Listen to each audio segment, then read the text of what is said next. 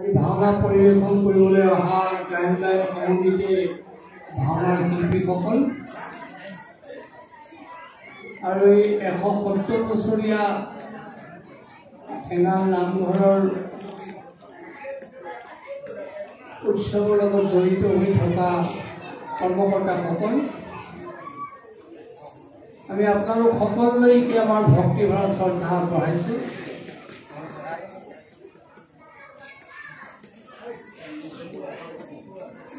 আমাৰ এষাৰ কথা আছে, যত বেদ বেদাঙ্গৰ অংগ হৰি নামে কৰে সবাকু সাংগ।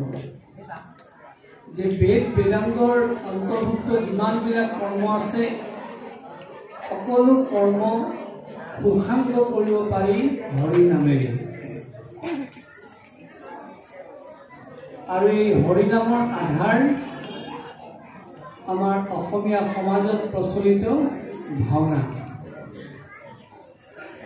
যি কথা মহাপুৰুষ শ্ৰীমন্ত শংকৰদেৱ গুৰুজনাই সেই সূত্ৰধাৰৰ বচনৰ যোগেদি বাৰে বাৰে তাকেই সোঁৱৰাই থৈ গৈছে, নিৰন্তৰে হৰি বোল হৰি।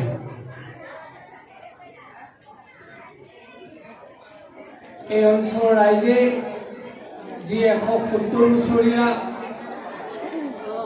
এই নামঘৰৰ উৎসৱ আয়োজন কৰিছে, ইয়াৰ লগত সংগতি ৰক্ষা কৰি বিভিন্ন কাৰ্যসূচী গ্ৰহণ কৰা হৈছে যদিও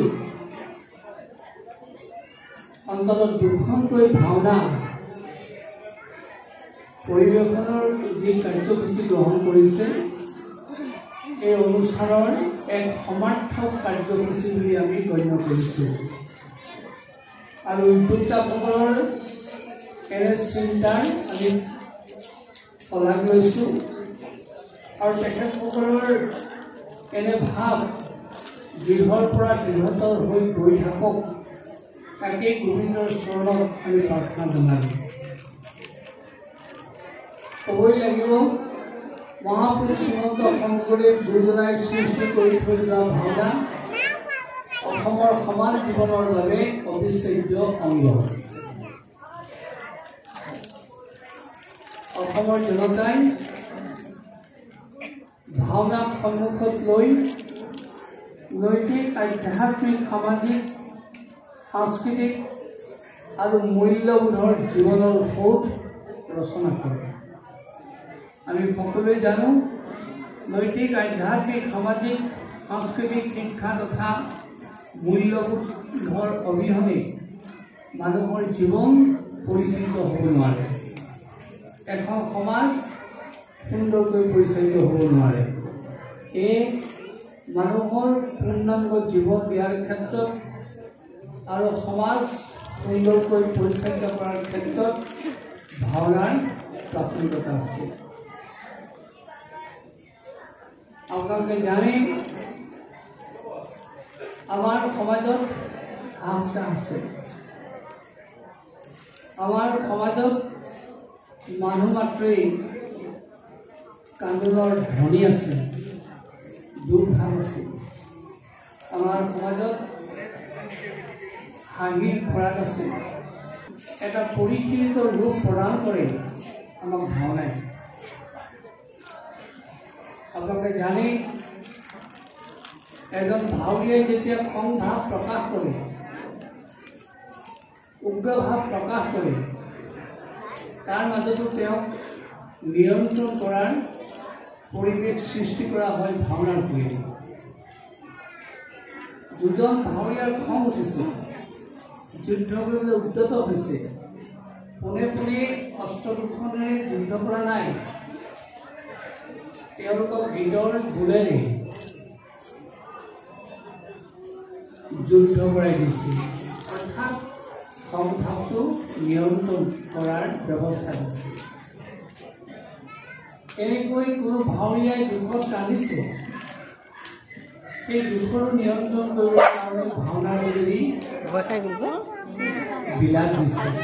একাৱলী, মুক্তাৱলী, বৃন্দাৱলী, জোনাৱলী, জোনা, নেচেৰী আদি বিলাস। তেওঁলোকে পোনে পোনে হাওঁকৈ কান্দি থকা নাই।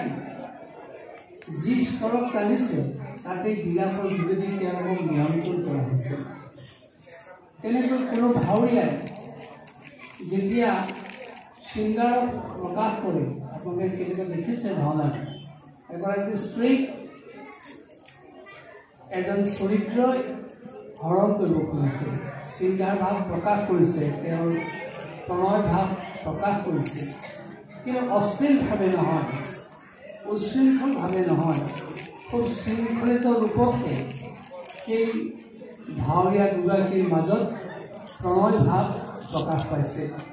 অৰ্থাৎ বেলুৱাৰ ৰাগত ৰূপক তালত বা ভূপালী ৰাগত ৰূপক তালত যি গীত গোৱা হৈছে তাৰ যোগেদি সেই প্ৰণয় ভাৱৰ নিয়ন্ত্ৰণ কৰা হৈছে। ঠিক সেইদৰে কোনো ভাৱৰীয়াই যেতিয়া ভগৱন্তক স্তুতি কৰে, সেই স্তুতি কৰোঁতেও অতি বিনীতভাৱে স্তুতি কৰিবলৈ সুবিধা দিয়া হৈছে। আজি মন্দিৰত যদি প্ৰাৰ্থনা কৰে উত্তপ্ত স্বৰে প্ৰাৰ্থনা কৰিব, কিন্তু আমাৰ ভাওনাত প্ৰাৰ্থনা কৰোঁতে কিমান বিনীতভাৱে প্ৰাৰ্থনা কৰে চাওক। নমো নমো নাৰায়ণ বিয়াদৰি তোমাৰ চৰণে মই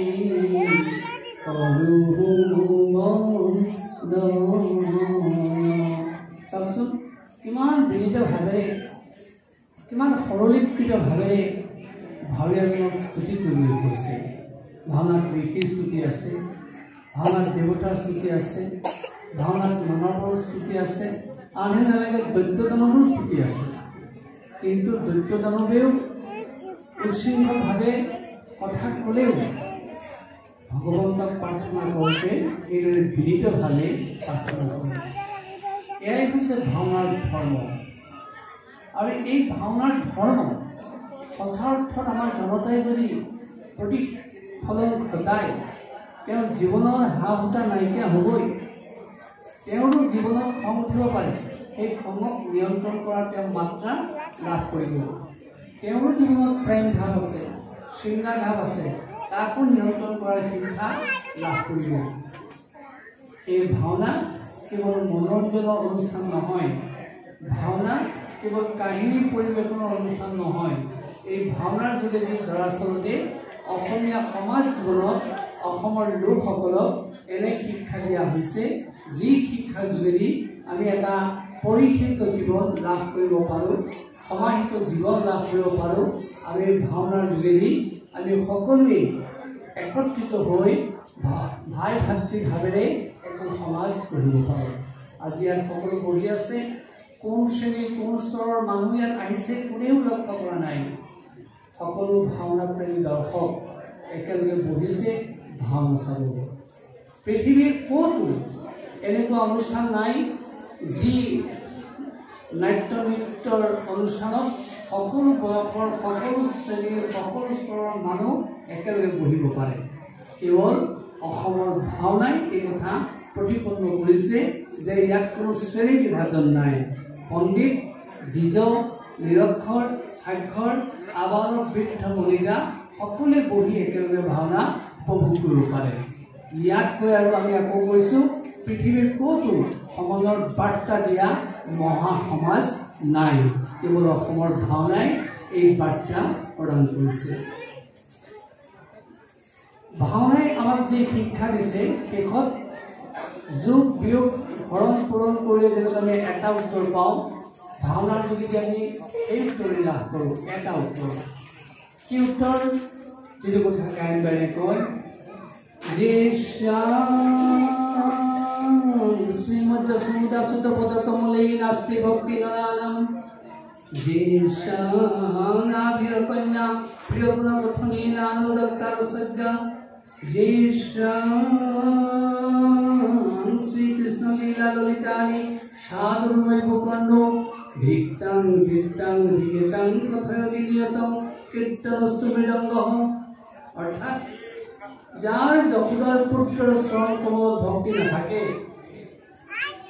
যিসকলে আভিৰকন্যা অৰ্থাৎ গোপীসকলৰ কথা শুনাত মনোযোগ নিদিয়ে, যিসকলে শ্ৰীকৃষ্ণ লীলা কথা সাদৰেৰে কৰ্মেৰে শ্ৰৱণ নকৰে, তেওঁলোকৰ জীৱনটোৱে ঠিকেতাং কথয়তি নিয়তম কীৰ্তন শ্ৰীৰংগ মৃদংগ আৰু খোলৰ বোলেৰে তেওঁক শতধিক্কাৰ দিয়া হৈছে।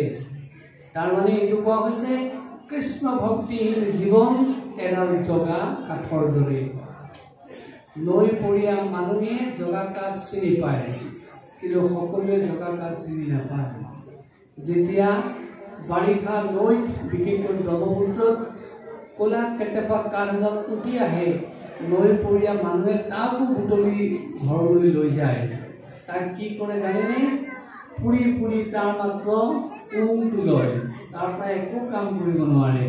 কিন্তু সেইখন নৈতে যদি এডাল মূল্যৱান কাঠ উঠি আহে, সেই কাঠ যদি মানুহে ঘৰলৈ লৈ যায়, তাৰ পৰা মূল্যৱান সম্পদ তৈয়াৰ কৰিব পাৰে।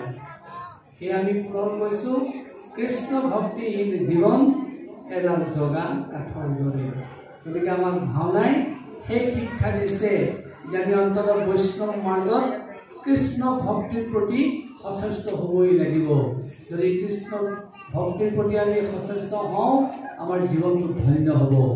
আহক আজি গান্ধাৰী অভিশাপ নামৰ ভাওনাখনৰ যোগেদি আমি সেই বাৰ্তা প্ৰত্যেকেই হৃদয়ৰ মাজত বান্ধি ঘৰলৈ লৈ যাওঁ, যাৰ যোগেদি সকলোৱে আমি শান্তি অনুভৱ কৰিব পাৰিম। এনে আশাৰে এনে বাঞ্ছাৰে শিল্পীসকললৈ আমাৰ শুভেচ্ছা জ্ঞাপন কৰি আমাৰ কথাখিনি ইমানতে সামৰি মাৰিছোঁ। আৰু এইখিনি কথাৰেই আজি এই গান্ধাৰী অভিশাপ নামৰ ভাওনাখনি আনুষ্ঠানিকভাৱে শুভ উদ্বোধন কৰা হৈছে বুলি আমি ঘোষণা কৰিছোঁ। নমস্কাৰ।